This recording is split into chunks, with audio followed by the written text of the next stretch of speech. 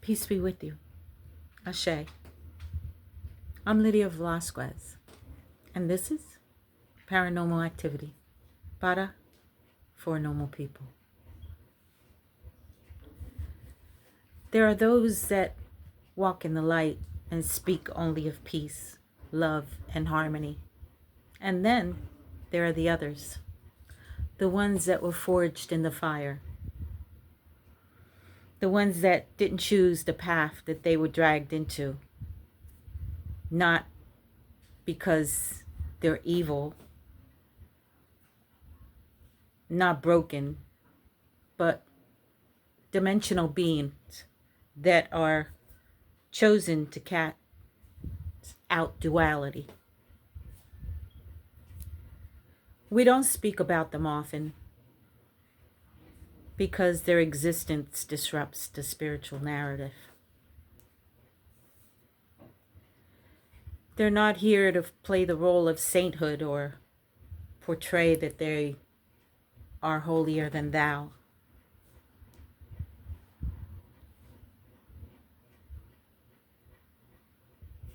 They embody paradox.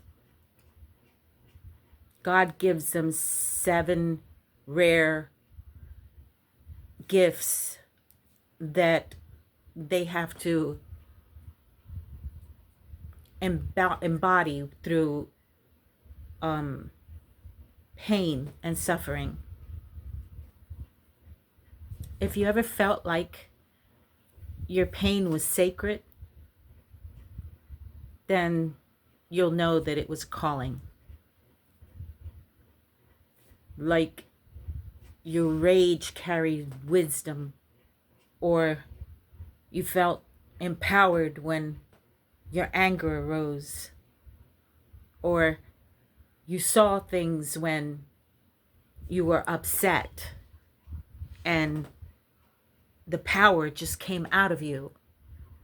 You didn't understand it, but it was there because not only did you see it, not only did you feel it, others did too. Then this message is for you. And if it is, you already know it. You've known it for years. You've been through it. You've been feeling the pull in your soul for years. You've even questioned whether you are good or bad, not knowing that you leveled up in both worlds.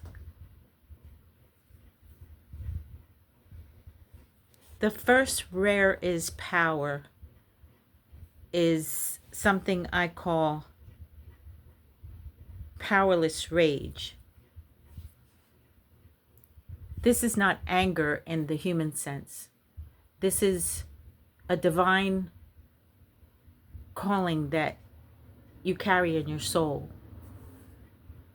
And you carry it for years in silence because you've been desecrated, because you've been treated cruelly, or you've been in anguish, but in silence.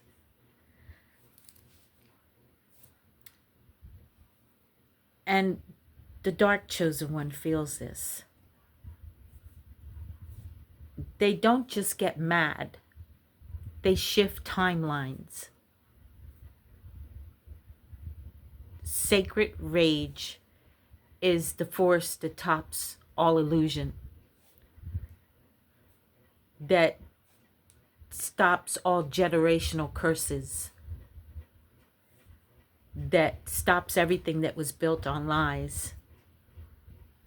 And it's been so misunderstood in spiritual communities,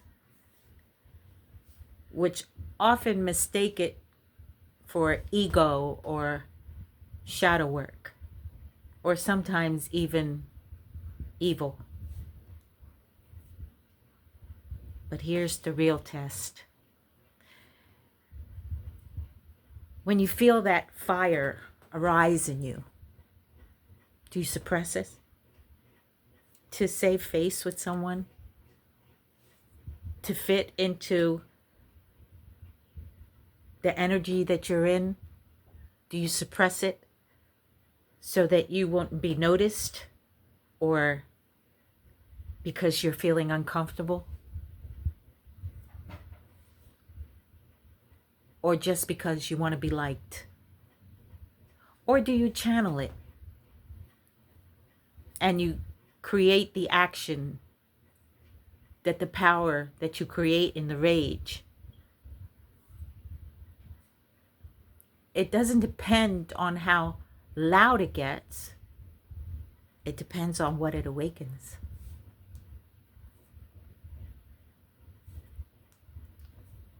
Like, it can level a room without saying a word. It can make people notice that you are not what you say you are. It can show people that you have a power behind you that only you know of, and the divine.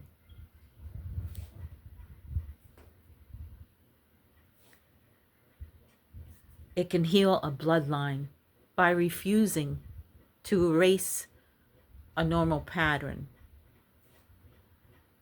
And it only belongs to those who have lived a lifetime of being silent, have actually lived a lifetime of cruelty, of immense pain.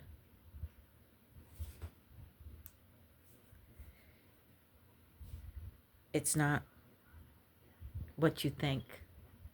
The second power is the ability to sit with someone in their deepest pain and without you having to fix them, rescue them, or even be above them, shine, so to speak.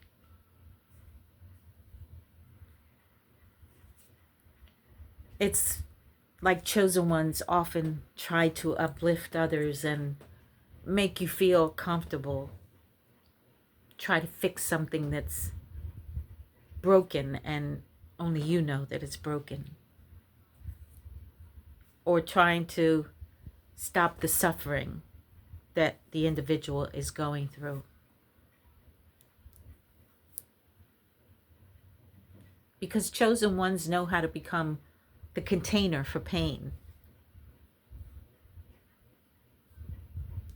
They don't flinch when others fall apart. They don't recoil at someone's shadow. Why? Because they've made peace with their own. Because they've given themselves a strength that only comes from the pain that we carry. It's a pain that we work very hard at making perfect. We use it to alkaline. In other words, we danced with our demons. So we know very well how to deal with it. And we can help others work their shadow.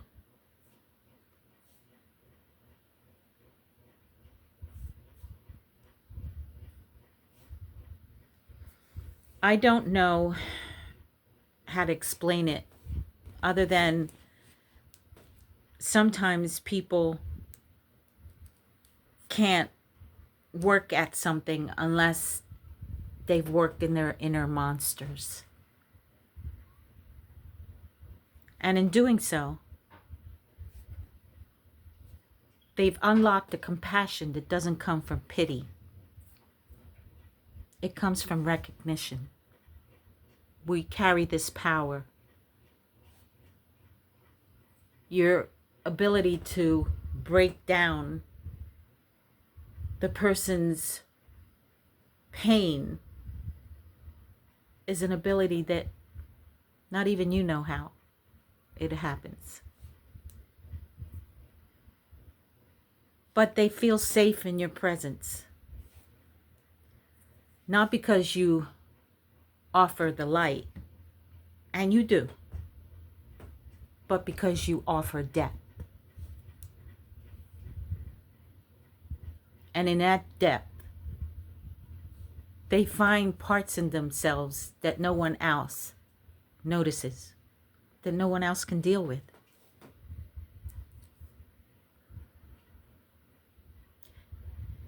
Then there is another rare duality, and that's energetic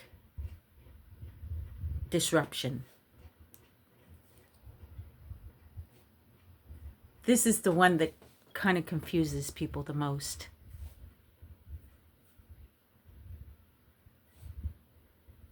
Dark chosen ones often walk into a room and instantly shift the energy without saying a word. You enlighten the room, but you bring in a strength that people don't know how to accept. If there was a conversation and it was specifically about you, you know it automatically. And they know you know it automatically. You have the power to acknowledge who's real, who's not real. And it brings a certain strength to your strut, if you want to say so. But most of the dark chosen ones don't have to say anything. Their strength is irreparable. It's stronger than any words can be said. Lights flicker. People get uncomfortable. Truth start to leak out. People get exposed. That's not an accident. That's your field. Disrupting. Stagnant frequency. Your very presence is a mirror that forces others to bring out their hidden, darkest secrets. Not everyone can do that.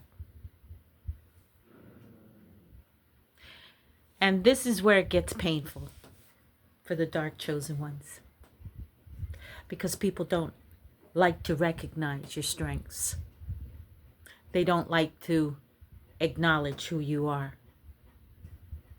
If you were just a chosen one, then they could deal with it, and you would be in pain all the time because their ignorance, it travels a long way.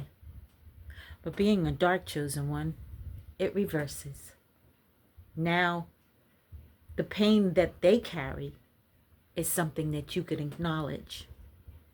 It also is a strength in you that they need.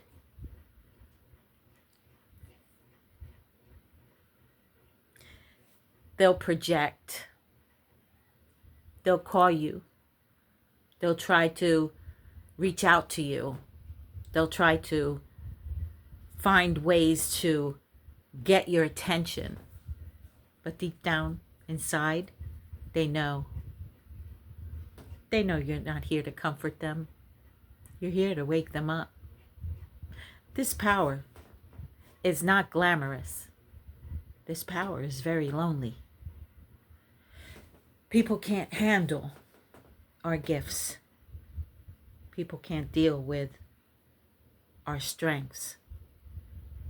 And people are afraid of our darkness. It's almost like you have a superpower and you have to hide it, because if you don't, well, you could be abused in many ways. But it's also sacred,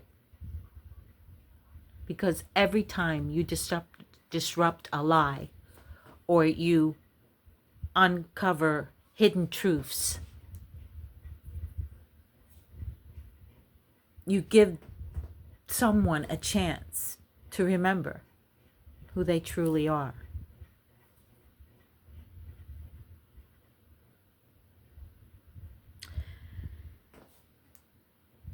Let me ask you something deeply personal. Have you ever felt like your very existence threatened people, made them afraid of you, made them uncomfortable,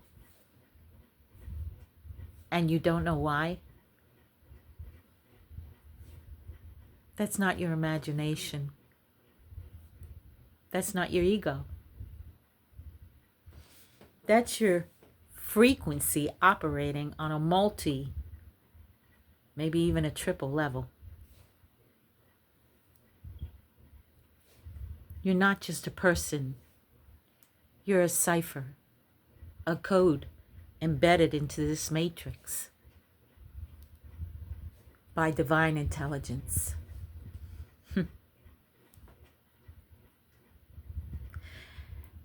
And when people get close to you, their illusions begin to unravel.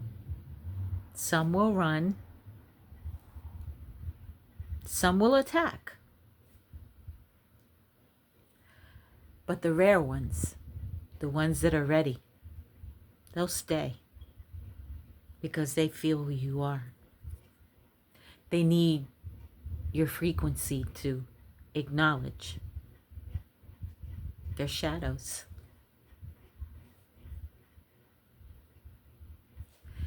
And those, well, those are the ones you were sent to unlock.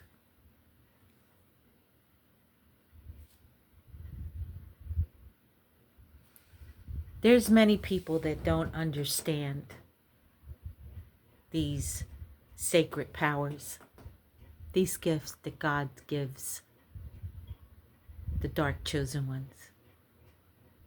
And it's just a theory. But the dark chosen ones are the ones that level up.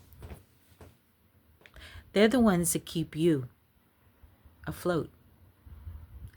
Without us, without our suffering, without us acknowledging our pain, our shadows, our strengths, our weaknesses, we can't help you.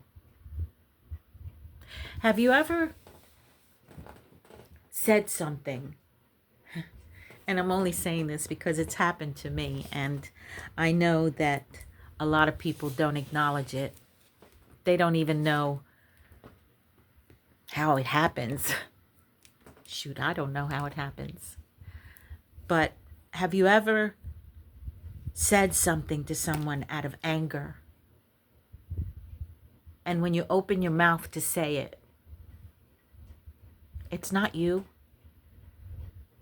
Have you ever pointed at someone and lightning strikes or thunder roars or the dark clouds come in or your voice echoes? Have you ever been that strong to send someone, I guess you might call it a curse, and next thing you know, it's happened? That's not because you're evil. That's because you're a dark chosen one. And your frequency is very high. And what you manifest, what you say, can come to reality. It's hard to acknowledge because at times you don't even understand it. It's like you walk in the light, but you know the dark. It's like you're a part of the divine, but demons fear you. We are the chosen child that can live both ways.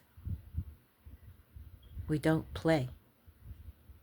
And the divine, well, he highly favors us. We're sacred because we've been through our dark shadows and we've carried the weight, so to speak, of the world. But we're here to level you up, to help you to the light, so to speak. So if you ever run into a person that carries their energy so high that their head stands up tall, you can see the strength in their shoulders. You can feel their energy is highly energetic. The frequency is so high that they could stop a room in a sight. I've walked into a room and all heads have turned. Male, female, didn't matter. That's because I'm a dark chosen. That's because I'm here to level up and help those who are stuck. And because I've been through the pain, I've been through my shadow work, because I have an energy that the divine has named sacred, then I'm here to help and level up as many as I can. I'm not only a dark chosen, I'm a shaman, I'm a healer, I'm many things. But for those of you who don't understand what a dark chosen is, they're not evil. They can relate to both sides. They alkaline. And they are the strong ones of the chosen ones. They are here to help chosen ones level up and help them with the dark shadows of their world. I hope I've cleared up some of the questions that I got from my viewers about the strengths and the dark ones that they didn't understand. And I hope that someone like me can touch you and help you through your shadows. Until next time, my friends, Ashe, peace be with you. May the divine give you what you pray for, and the universe give you what you desire.